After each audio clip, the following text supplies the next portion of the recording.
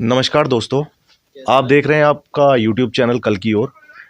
और आज हमारे साथ हैं बादलपुर मंडल के भारतीय जनता पार्टी के नवनियुक्त अध्यक्ष श्री महेंद्र नागर जी। तो महेंद्र नागर जी, सर्वप्रथम तो आपको बहुत बहुत बधाई।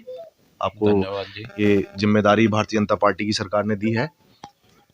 तो महेंद्र जी, एक बार आप अपना राजनीतिक सफर हमारे साथ एक बार संक्षिप्त में बताएंगे? पहले तो मैं आपका आभार व्यक्त करता हूं, आप मुझे बधाई देने आए। और देखिए, कार्यकर्ता का मनोबल बढ़ता है जी। आपने पूछा राजनीति का सफर। राजनीति क्या, हम समाज सेवा करते थे और संगठन की हम राजनीति करते थे। बाबा योगी आदित्यनाथ महाराज जी का एक संगठन विश्व हिंदू महासंघ, जिसके राष्ट्रीय अध्यक्ष हमारे परम पूज्य योगी आदित्यनाथ बाबा जी थे। उसमें हमें सर्वप्रथम जिले की कमान मिली, जिले का प्रभारी रहा मैं। उसके बाद मेरे कार्यों को देखते हुए मुझे मेरठ मंडल जौन का प्रभारी नियुक्त किया गया। और सरकार बनने के बाद जब परम पूज्य योगी आदित्यनाथ महाराज जी मुख्यमंत्री 2017 में बने, उसके बाद मुझे प्रदेश मंत्री की कमान दी गई। तो ये सारे काम देखते हुए, क्योंकि काम बोलता है, काम आप करेंगे तो कार्यकर्ता की वैल्यू होगी। और उसी कार्य को करते करते करते करते आप के सामने है हमें भारतीय जनता पार्टी का एक सच्चा सिपाही माना पार्टी ने, और उसमें हम कार्य कर रहे हैं।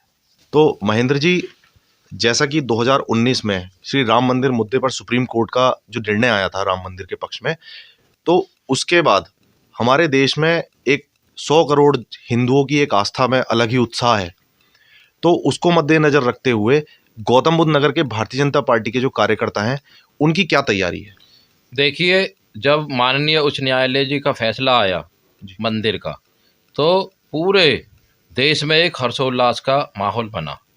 और इस हर्षोल्लास को हमारे देश के परम पूज्य प्रधानमंत्री नरेंद्र मोदी जी और उत्तर प्रदेश के मुख्यमंत्री परम पूज्य योगी आदित्यनाथ महाराज जी के होते हुए ये संभव हुआ।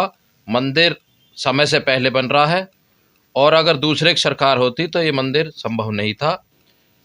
भाजपा ने ये अपने पैसों से मंदिर नहीं बनाया।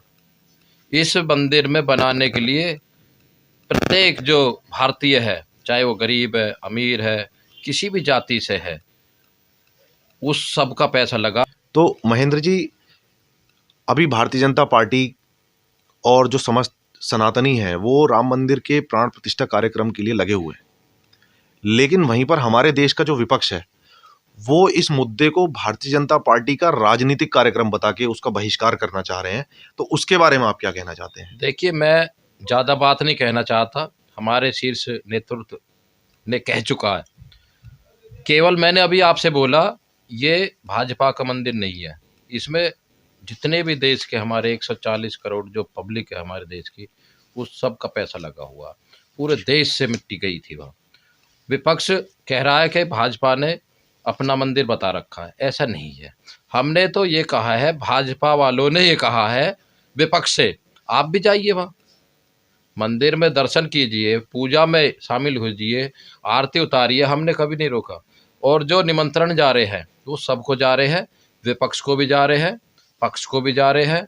लेकिन विपक्ष ने एक अपना माइंड को सेट कर रखा है, ये इसमें हम नहीं जाएंगे, क्योंकि ये सब हिंदुओं का मंदिर है। प्रत्येक हिंदू को मंदिर में जाना चाहिए, और मंदिर से कभी बुलावा नहीं आता। वहाँ तो खुशी के साथ जाना चाहिए विपक्ष को। हम तो स्वागत करते हैं विपक्ष का। आप भी जाइए, मंदिर के दर्शन कीजिए, पूजा कीजिए, आरती कीजिए, सबका सम्मान होगा। वहाँ भगवान श्री राम तो सबके हैं जी। तो जैसा कि अभी विपक्ष तो इस प्राण प्रतिष्ठा समारोह का बहिष्कार करने में लगा हुआ है, कुछ नेता हैं जो जाने के लिए बोल रहे हैं। अभी अगर हम राजनीति से अलग हटते हैं तो हमारे देश के 4 शंकराचार्य हैं, उन्होंने इस कार्यक्रम को गलत बताते हुए कि ये सही मुहूर्त पे नहीं हो रहा है, तो वो भी जाने से मना कर रहे हैं। तो इसके पीछे क्या कारण हो सकता है? देखिए, सोच सबकी अलग अलग होती है। जैसी जिसकी सोच है वो ऐसा ही सोचता है। लेकिन जो देश के प्रधानमंत्री नरेंद्र मोदी जी है, उनमें बहुत बड़ी बुद्धि है, बहुत बड़ी सोच रखते हैं। और ये जो तारीख बताई है, ये किसी अच्छे ही साधु संत महाराज ब्राह्मण ने बताई होगी, और उसका पालन हमें सभी करना चाहिए। ऐसा नहीं है। मैं कहता हूँ कि भगवान श्री प्रभु राम सबको सद्बुद्धि दे।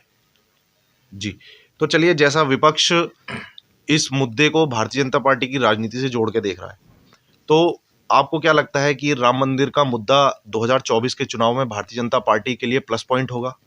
नहीं, पूरा देश आज आप देख रहे हैं क्या राममय हो रहा है। जी। और ये सबकी सोच है, और सब भगवान श्री प्रभु राम जी के साथ है। ऐसा कुछ नहीं है। और 400 प्लस तो हमारी सीट, क्योंकि मोदी है तो मुमकिन है।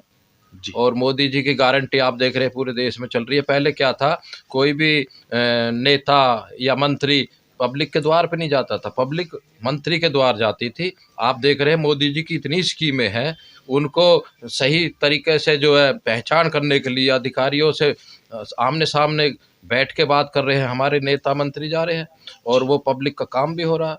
तो ये सब काम बोल रहा है मोदी जी का, तो 400 पार तो जाएंगी इसलिए हमारी सीटें। तो ये मतलब पूरा भरोसा है कि इस बार बिल्कुल बिल्कुल 2024 में 400 पार सीट हमें जाएंगी? 100% है।